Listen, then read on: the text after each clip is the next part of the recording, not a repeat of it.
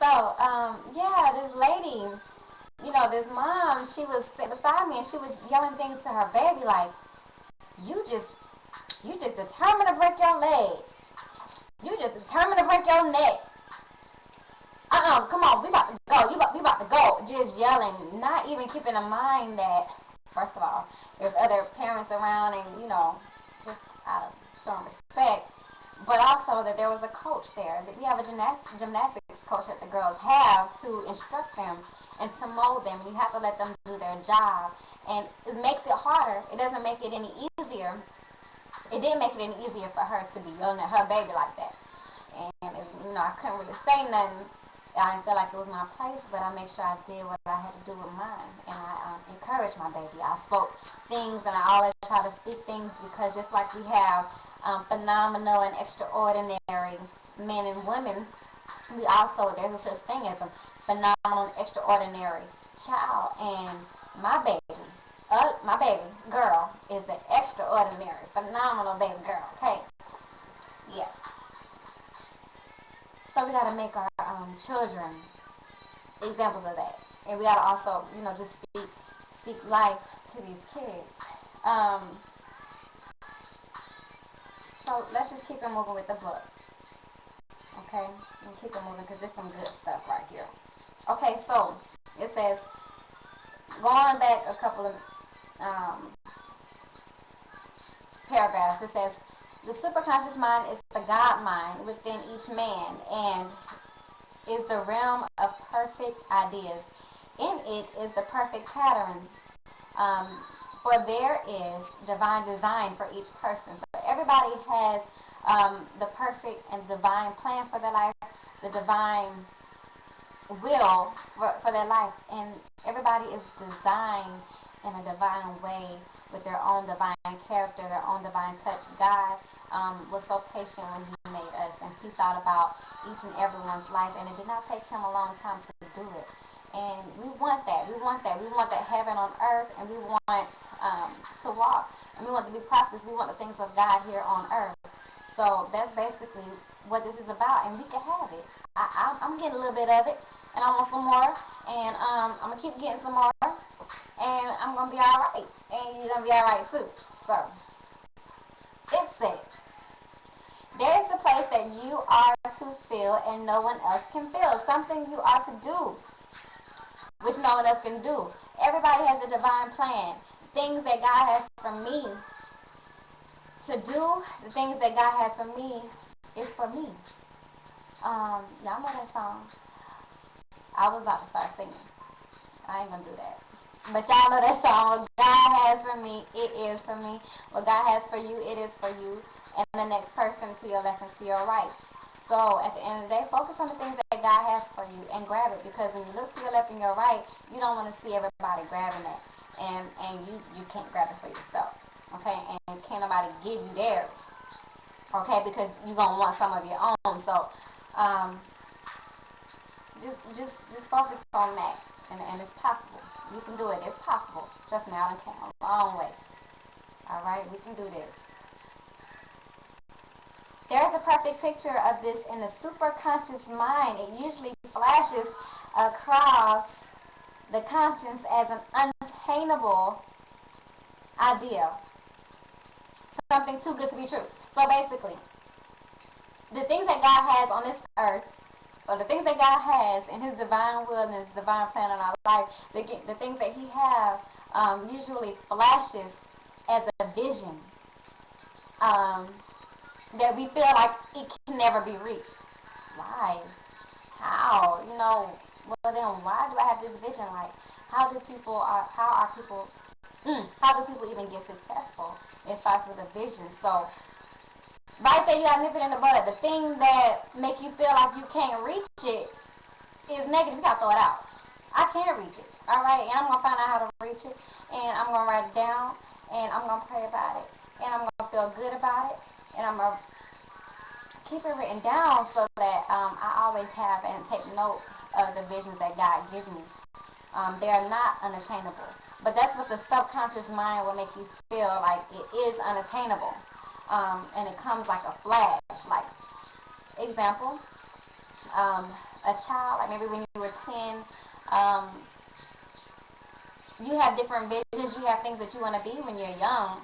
And if only that child, if only you had the ability to know how to go about getting your dream, and the information that we're finding out now on this blog, on this channel, if we only knew those things when we were about 16, dreaming about what we can do, we could have been that person.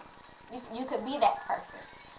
So needless to say, now that we're older, and even if you're 16 now, watching me, hold on to those visions, write them down, because if you really want to be that, you can be, and God gave it to you for a reason. And for someone like me and you that are talented, and we can do multiple things, like countless of things, and we have a whole bunch of abilities, and we are very blessed and just multi-talented. It can get overwhelming, but that's a blessing, because then we get to pick and choose what we're gonna do, and we know that that list of things, that list that we have of visions and dreams that we have, they any of them can come true. Okay, any of them, anything is possible. Anything that God showed you, any vision that He gave to you, write it down, and if that's what you wanna do it. You can do it. And there's a way already made. That's the whole thing. That's the whole thing about the superconscious, is that if you entertain the superconscious mind, which is all that is divine and all that is right and all that is in God's will for your life, then know that it's attainable and there's a way made already.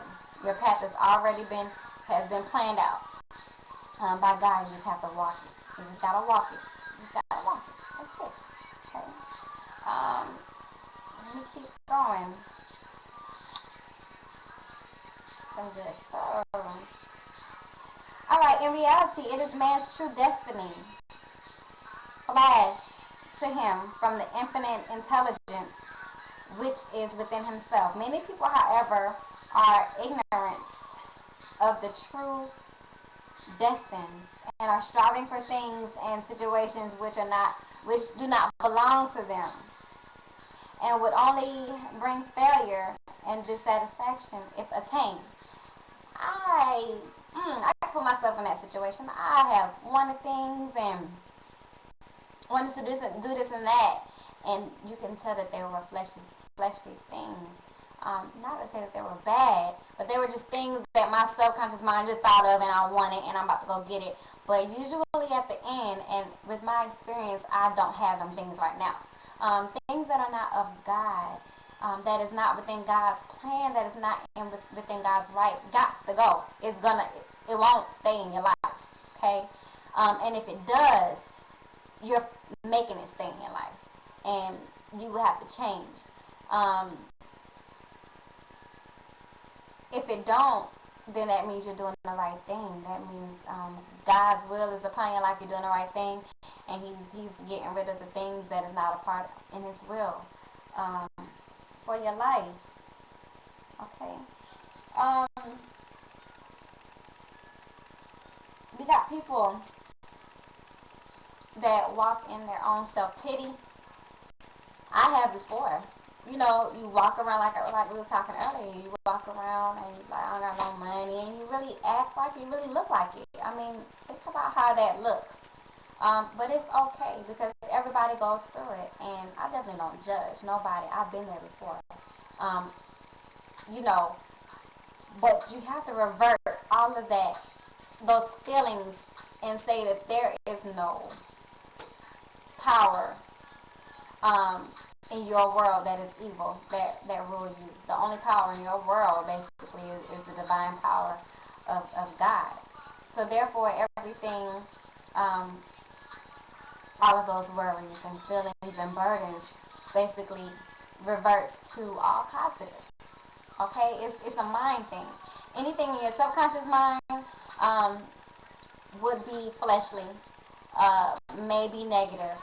But when you turn that thing around and then you think about it in your super conscious mind, that is the like-minded of God, then your outcome is positive, and your reality will be positive versus negative. Okay, it's a mind thing, and everybody knows that the mind is the devil's playground. We've heard that.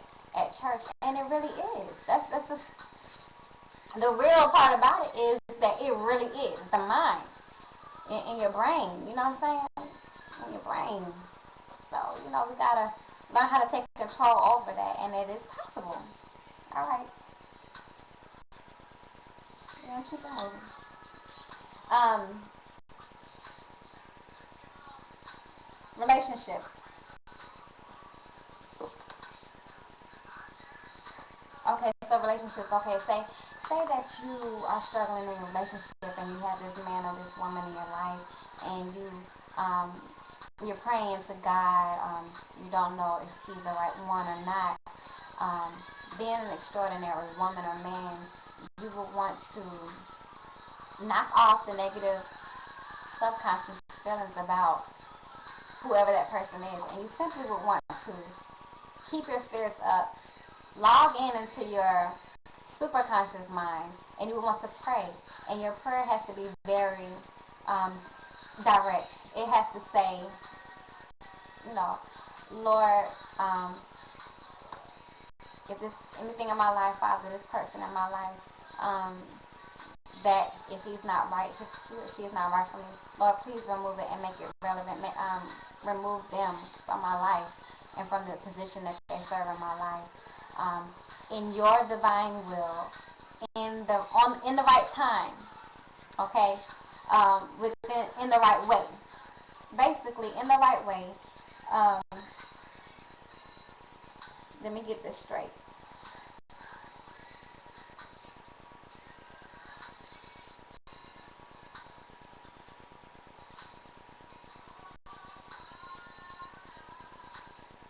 Okay, according to your divine selection. Therefore, you're forcing your prayer to work on your behalf. First of all, you are not entertaining. You done got all the negative spirits out, and you done prayed to God something, and if you ask, you shall receive anyway. You're asking a very specific question. You're going to get an answer anyway. So you're telling God to show you, eliminate the person that's not right. If he's not right, eliminate him out of your life with your divine selection. So guess what pops into the scenario? The thing that pops into the scenario is that if it's not him or he or she that is right for you, you would get the equivalent. I mean, you would get this. You would get the. It's called the law of substitution, and you would get the equivalent of what you asked for if he is not the right one. Do you understand what I'm saying? Um, when I prayed for God to validate my man, um, it was one or two ways they could have went.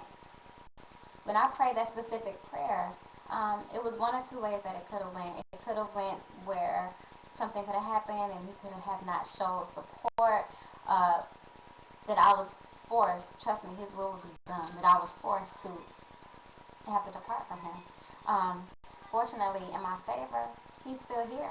He's supportive, and we just keep it rolling, keep it moving. So guess what? That's what I accept, and I feel like you bring that to God, and with all situations, even relationships, and you're gonna get your answer. Um, you do not have to carry on again, like I said, burdens. It's simply as simple as that. You don't entertain the negative. You don't entertain the ways of the world, the burdens, because see, the world makes you carry these burdens. It don't teach you anything better.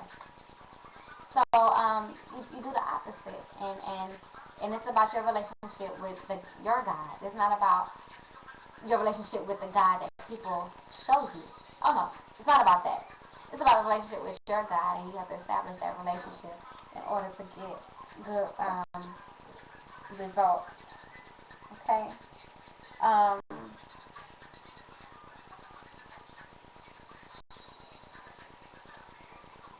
so with that being said, I'm gonna pick up where I left off on another blog, but um, like I said, I try to be as transparent as I can, and like I said, I'm a walking testimony, and I just want whoever they want to walk with me, go ahead and walk it out with me, okay, and join me.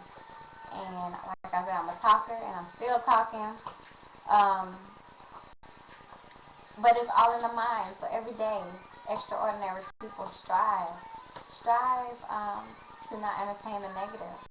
That's basically the bottom line. You have a choice to choose not to entertain the negative in your life. Everybody knows that there is a heaven and hell, of course, but in my life it doesn't exist. I can't have it any other way. There's no hell for me. It's only heaven, and